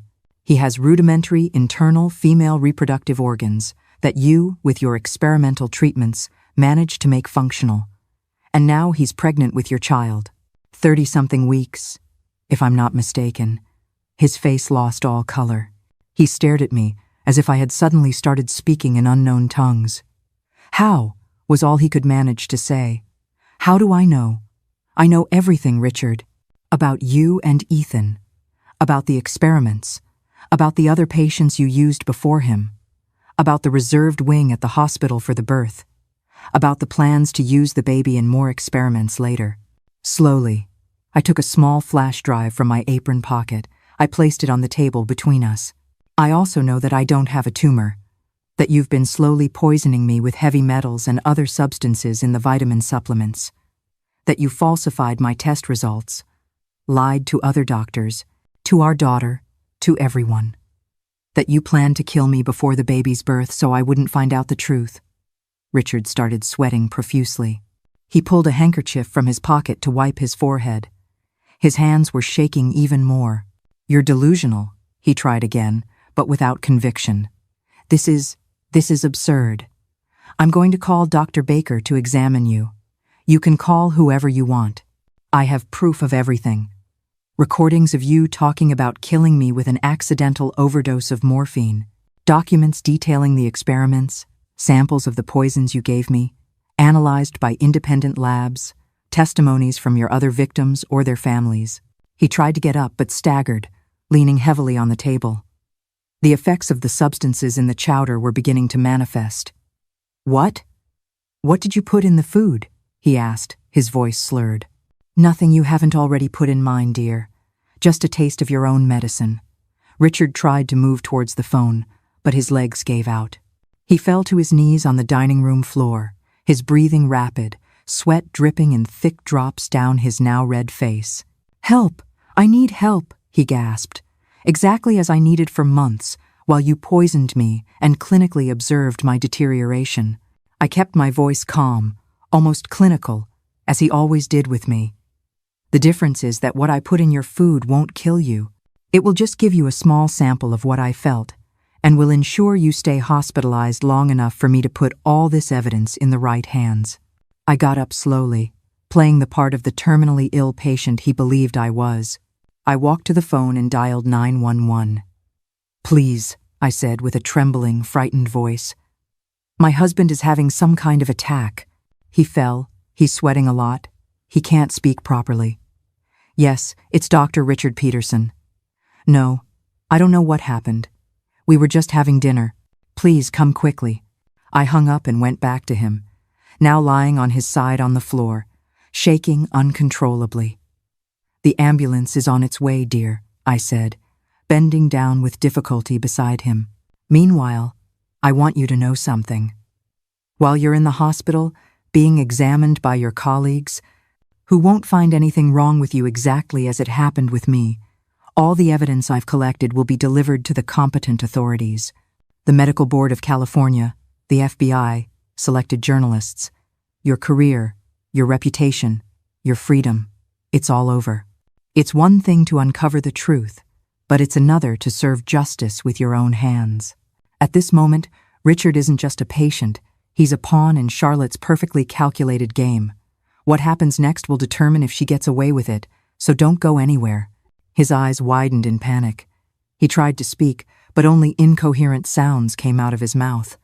Oh, and one more thing, I added, leaning in to whisper in his ear. Ethan has decided to side with me. He's going to testify against you about the relationship that started when he was a minor, about how you manipulated him all these years, about how you used our daughter as part of your sick plan. The doorbell rang. The ambulance had arrived with impressive speed. I got up with feigned difficulty and went to open the door. Over here, I told the paramedics. He's in the dining room. I think it might be a stroke. He's a doctor, you know. Dr. Richard Peterson. The paramedics rushed to attend to him, asking technical questions that I answered with the expected confusion of an elderly, sick wife. I watched as they put Richard on the stretcher, measured his vital signs, applied the first emergency procedures. "Are you going to accompany him, ma'am?" one of the young men asked. "I can't right now," I replied, showing my trembling hands, a tremor that was now entirely faked. "I'm undergoing cancer treatment, you know? Too weak to go out. I'll ask my daughter to take me as soon as I can." They nodded sympathetically and took Richard away. I stood at the door, watching the ambulance drive away, its red lights flashing in the Chico night, the empty pill bottle still in my hand, the same capsules he gave me, now replaced with something that would keep him out of commission long enough. I went back inside and picked up the phone again. 3 calls needed to be made immediately. The first was to Patricia. "It's done," I said simply. She understood the signal. It was time to send the documents we had prepared to the authorities and the press. The second was to Ethan. "Richard has been taken by ambulance. Effects of the drugs we put in his food. You need to prepare yourself. The evidence will be revealed in the next few hours, and your name will be in there, not as the main culprit, but as both an accomplice and a victim." The third call, the most difficult one, was to my daughter. "Sophia, honey, something happened to your father. He got sick during dinner. I had to call an ambulance. If you found out your husband got your son-in-law pregnant and was poisoning you to hide their affair, what would you do? Would you turn them over to the police or take justice into your own hands like I did? Tell me in the comments what would go through your mind, because I'll tell you, when you discover a betrayal of this magnitude, a monstrosity of this dimension, it's not just anger you feel. It's a mixture of disgust, disappointment, fear, and even a certain satisfaction at finally understanding all those things that didn't make sense for decades. That night, sitting on my porch, while I waited for the outcome of my plan, I reflected on the choices I had made. I didn't regret any of them. What I did wasn't revenge. It was justice. It was protection for me, for my daughter, for that baby who, despite the monstrous circumstances of his conception, was not to blame for anything. The moon was full in the Chico sky, illuminating the garden that Richard always insisted on keeping impeccable. Appearances, always appearances. I thought about how our life had been built on lies. 52 years of marriage based on control, manipulation, and secrets. How so many decisions had been made by him. How so many of my dreams had been sacrificed on the altar of his ambition. The phone rang inside. It was just the beginning. The next few days would be a whirlwind. Explanations, testimonies, painful revelations. Sophia would have to know everything. The twins eventually, too. The baby growing in Ethan's womb would be born amidst an unprecedented scandal. Nothing would be easy. But for the first time in decades, I felt that I had regained control of my own life.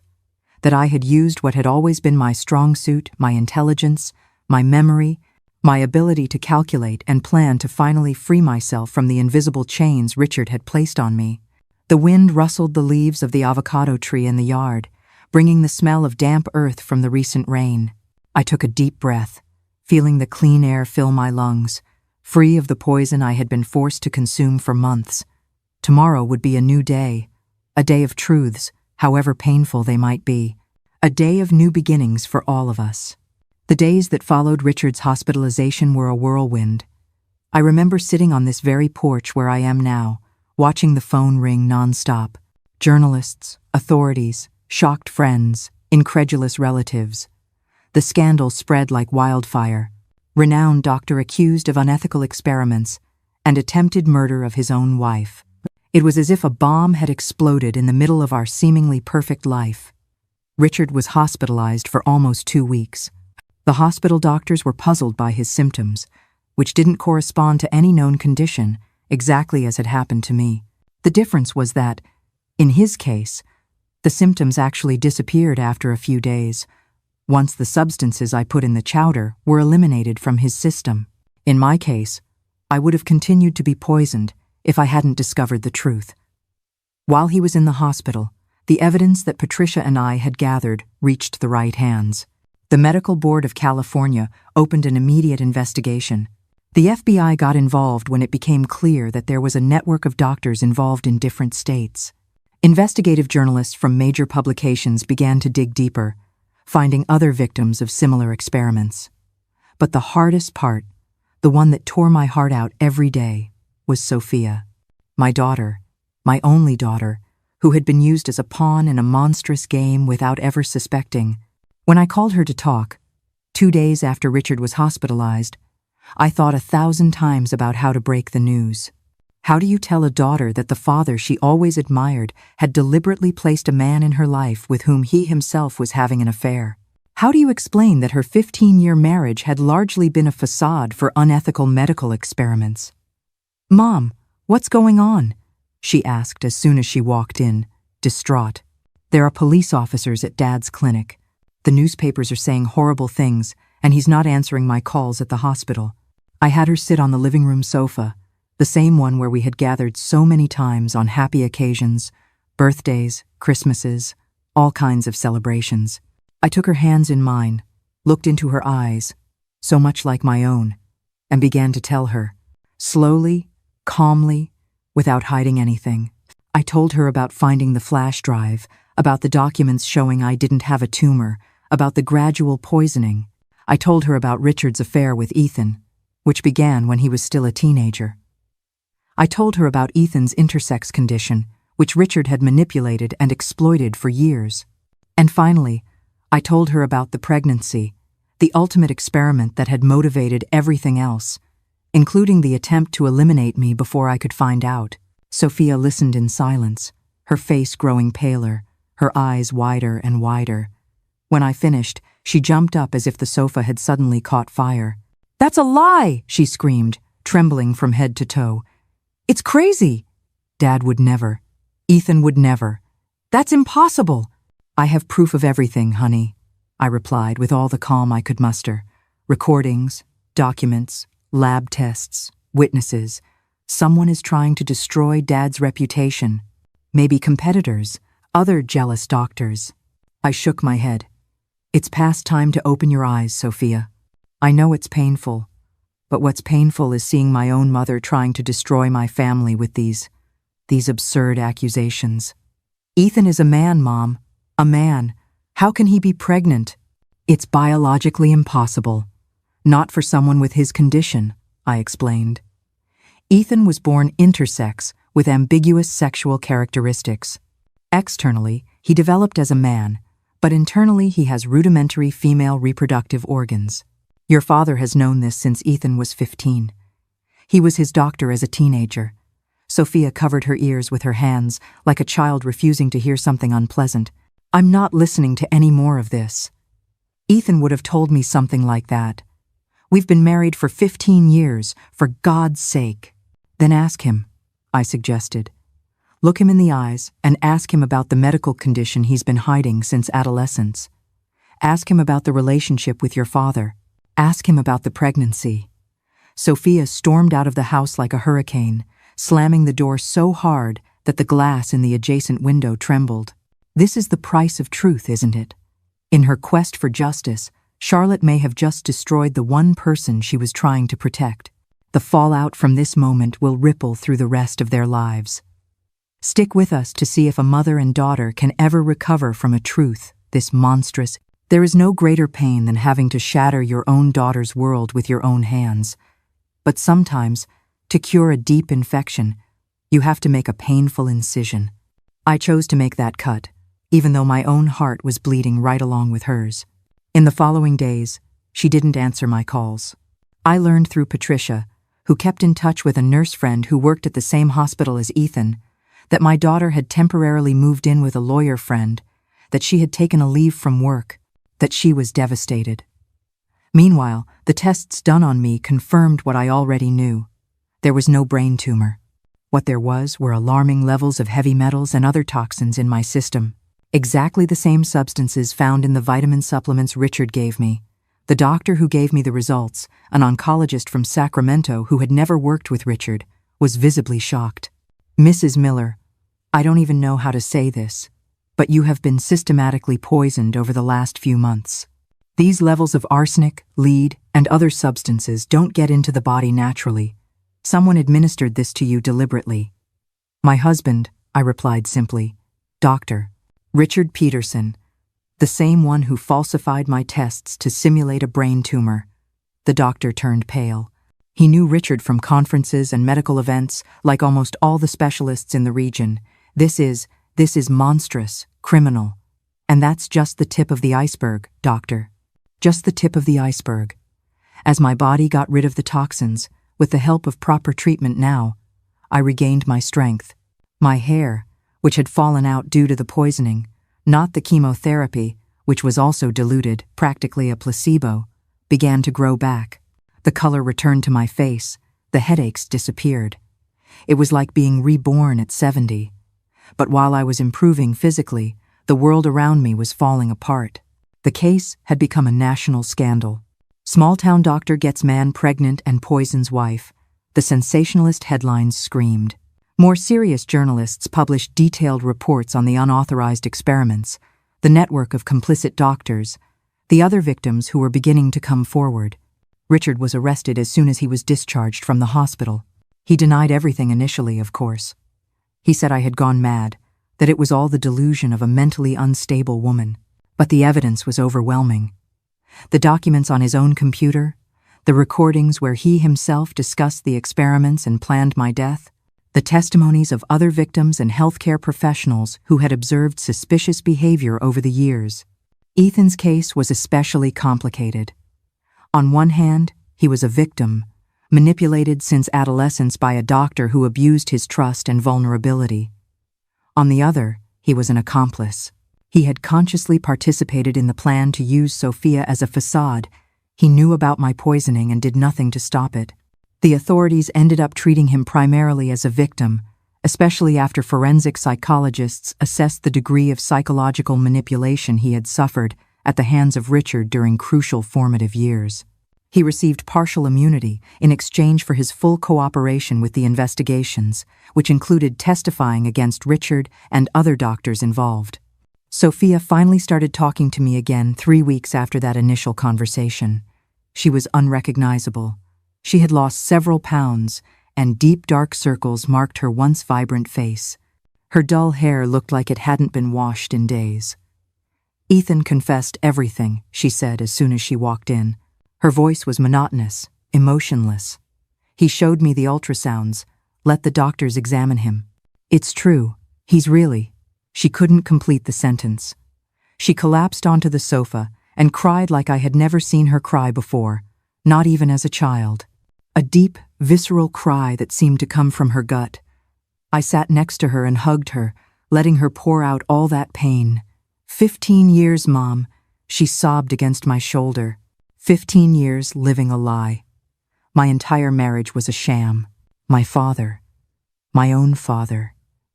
It wasn't your fault, honey, I whispered, stroking her hair as I did when she was little. You were used, just like me, like many others. And the twins? How am I going to explain to them that their father was pregnant with their own grandfather's child? How can a child process something like that? I had no answer for that. Nobody did. We were in uncharted territory, facing a situation so bizarre, so outside of any normal human experience, that there were no protocols, no self-help books, no support groups to guide us. In the months that followed, our family tried to find a new balance in this altered reality. Sophia filed for divorce. Obviously, Ethan didn't contest it. He was mainly focused on his own survival, both legal and literal, as a pregnancy in a biologically male body, even with intersex characteristics, posed significant risks. The baby was born in October of that year via a carefully planned and executed cesarean section by a specialized medical team under judicial and ethical supervision. He was a boy, a healthy boy, miraculously, considering the extraordinary circumstances of his conception and gestation. He had physical characteristics that reflected his unique genetics, the DNA of 3 people, Ethan, Richard, and an anonymous donor Richard had used for some aspects of the experiment without Ethan's knowledge. I remember the day I saw that child for the first time. Sophia had decided, after much therapy and reflection, that she would not completely abandon Ethan during this critical period, despite the ongoing divorce. Not out of love or forgiveness those feelings were irremediably destroyed, but out of basic humanity and for the sake of the innocent baby, who didn't ask to be born under such extraordinary circumstances. She called me a week after the birth. "Mom, I think you should meet him. After all, well, technically, he's your grandson and your stepson, and the twins' half-brother." God, this is so confusing. I went to the hospital where Ethan was still under observation. The baby was in a special nursery, under constant surveillance, not just medical, but also judicial. There were guards at the door, authorized scientists making observations, a complete circus surrounding the miracle child, as the press had dubbed him. When I looked at that tiny baby for the first time through the nursery glass, I felt an indescribable mix of emotions. How can you hate a tiny, innocent soul? This baby was the result of a crime, of a monstrous, sick ambition, but he himself was not the crime. He was a complex equation that life had given us, and somehow we had to find the solution, the most humane solution possible. Anger for the unethical experiment that had brought him into the world, pity for the difficulties he would face growing up under such scrutiny and stigma, but also, surprisingly, an involuntary tenderness. After all, despite everything, he was just an innocent baby, a tiny baby who yawned and stretched, oblivious to the chaos his existence had caused. "What are you going to name him?" I asked Sophia, who was standing beside me, looking at her son-brother with an unreadable expression. "Michael," she replied after a moment. "Ethan chose it. He said it means, 'Who is like God?' A question, not a statement. I thought it was appropriate." Meanwhile, the legal process against Richard and his accomplices moved forward. The amount of evidence was overwhelming. In addition to the documents and recordings I had collected, testimonies emerged from former patients, nurses, and even other doctors who had suspected something but remained silent out of fear or convenience. The trial was one of the most talked about in the country's recent judicial history. Richard was sentenced to 28 years in prison on multiple charges: attempted murder against me, abuse of medical power, unauthorized human experimentation, falsification of medical documents, among other crimes. His accomplices received varying sentences, depending on their degree of involvement. In the midst of this whole whirlwind, I still had to deal with the divorce. After 52 years of marriage, I found myself sitting in a law office, signing papers that officially dissolved the union with the man who had shared more than half my life. I should have felt something: sadness, nostalgia, a sense of an era ending. But honestly, I only felt relief, as if a huge weight had been lifted from my shoulders. The division of assets was surprisingly favorable to me, considering the criminal circumstances. I got the house in Chico, a good portion of the savings, and the right to a lifelong pension. The money I had secretly saved for years also remained intact, of course. My personal insurance policy had proven more valuable than I ever imagined. Time passed, and the more superficial wounds began to heal. Sophia went back to work, now focusing on medical law and bioethics, a way to transform her traumatic experience into something constructive. The twins, after a lot of specialized therapy, began to adapt to the new family reality. Ethan, after physically recovering from the extraordinary birth, moved far away, to Oregon. I later heard, seeking a new beginning where his face and name were not immediately associated with the scandal. And little Michael? Well, that was perhaps the most surprising part of this whole story. After much discussion, psychological analysis, and judicial mediation, Sophia decided to raise the baby as her son. Not out of legal obligation, the situation was so unprecedented that existing laws could barely define kinship in this case, but out of an ethical and emotional choice. "He's not to blame for anything," she told me when she made the decision. "And genetically, he's the twins' half-brother. He's family. No matter how distorted the origin is, I can't just abandon him to the system." It was a courageous and controversial decision. Many criticized it, saying it would be impossible to raise a child born under such extraordinary and traumatic circumstances healthily. But Sophia always had that inner strength that came as much from me as, ironically, from Richard. When she decided something, she saw it through to the end. Today, 7 years after all this, Michael is a healthy and surprisingly normal child, considering his origin. He has some genetic peculiarities that require regular medical follow-up, but nothing that significantly compromises his quality of life. He knows he's special, that he was born differently, but the full details will only be revealed when he's old enough to understand, if anyone can truly understand a story like this. And Richard? Well, life sometimes has ironies that no screenwriter would dare to invent. 2 years after being imprisoned, he began to show symptoms of cognitive decline. At first, the prison doctors thought he was faking it to try to get some legal benefit, but detailed exams confirmed it. Early onset frontotemporal dementia, a rare and incurable neurodegenerative condition. The man who spent his life manipulating diagnoses is now trapped not only by the bars of the penitentiary, but also by the deterioration of his own brain. The brilliant doctor who used his knowledge for unethical experiments now often doesn't recognize his own children when they visit. The meticulous manipulator who planned every detail of his crimes now needs help even for basic daily tasks. In the end, it wasn't a prison cell that truly defeated Richard, but his own mind. It's a chilling, poetic justice that no screenwriter would dare to invent. While his story ends in this fog, Charlotte's journey towards peace is just beginning. Let's hear how she finds her freedom. I don't feel satisfaction from this, I must say. I didn't wish this illness on him. I don't celebrate his suffering. It would be easy to see this as some kind of poetic justice, a divine punishment. But life is rarely so neat and organized. Illnesses happen, tragedies happen, regardless of merit or punishment. What I feel, sitting here on this same porch where I lived so many chapters of my life, is a kind of peace. Not that perfect movie-like peace, but a mature peace, one that acknowledges the scars and learns to live with them.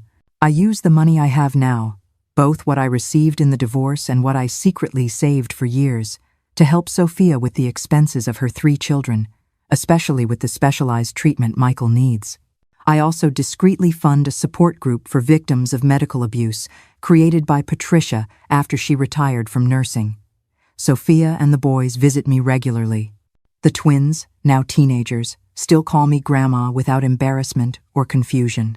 Michael, who would technically be my grandson's stepson, if such a category exists, simply calls me Grandma Charlotte, as he learned from his brothers.